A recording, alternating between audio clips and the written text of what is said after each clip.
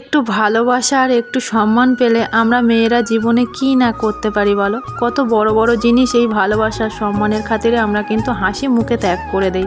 সেই ভালোবাসা আর সম্মানটা যদি নিজের প্যাশন নিজের কাজের জায়গা থেকে আসে তাহলে তো কোনো কথাই হবে না। আজকের এই বিশেষ দিনটা তোমাদের কারোরই অজানা নয়। প্রত্যেক বাঙালির মনে এই দিনগুলো খুবই স্মরণীয় হয়ে থাকে। হ্যালো এভরিওয়ান, আমি পল্লবী। আমার নতুন একটি ভিডিওতে সবাইকে অনেক অনেক স্বাগত। সবাই কেমন আছেন? আশা করি সকলেই ভালো আছেন আর আমিও অনেক ভালো আছি।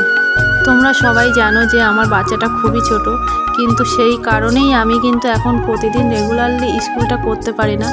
তাই বলে এই বিশেষ দিনগুলোতে আমি স্কুলে আসতে ভুলি না। আর এই দিনগুলোতে স্যার সবসময় আমাকে ডাকেন যে এই দিনগুলো অন্তত যেন আমি এখানে অংশগ্রহণ করি।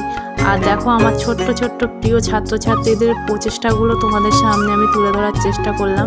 প্রত্যেক বিশেষ দিনেই স্যার এই ছোট্ট অনুষ্ঠানের আয়োজন করে থাকে যাতে ওদের পড়াশুনোতে আগ্রহ বাড়ে।